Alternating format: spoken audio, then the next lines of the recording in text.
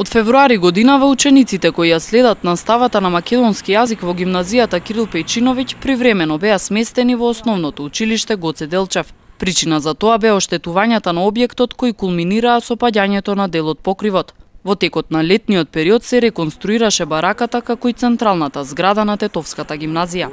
И во централниот објект на Тетовската гимназија и во бараките на Тетовската гимназија имавме градежни запати кои што се повторно во тек, затоа што имаше многу работи кои што требаше да се изведат.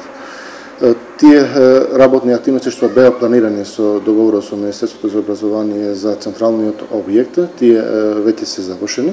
Сме во разговори повторно со Министерството за образование и со Светска банка да продолжиме и со други градежни активности и да се завршат оние работи кои што не беа завршени во централниот објект.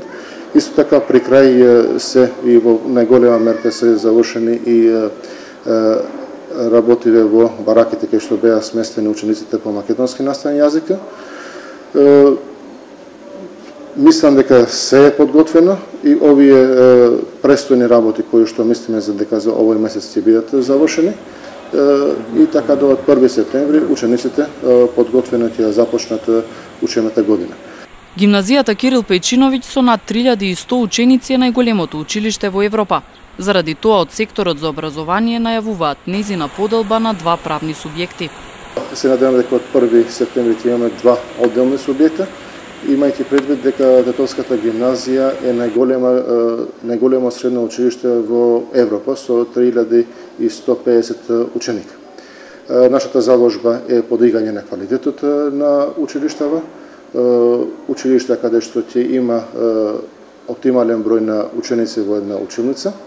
И затоа сме ова година фокусирани во Тетовската гимназија да се примат ученици само оние кои што ги исполнуваат условите за упис во гимназијата и затоа не отидовме на намалување на критериумите при упис на учениците. Ќе формираме ученици со оптимален број на ученици, тоа значи 25, 6 или 27 ученика максимално во еден клас. Имајќи предвид дека мината година имаше по 34 ученика во еден клас. Се со цел да се подигне квалитетот на гимназијата и Тетовската гимназија повторно да биде она прочуена гимназија од старите времења.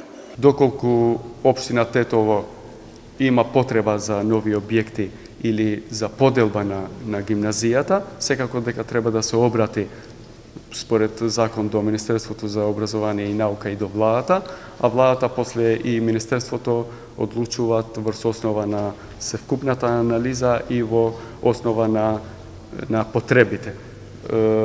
Сега за сега има доставено барање од општина Тетово за нов субјект за гимназијата во Тетово, значи гимназијата да биде поделена во два субјекта.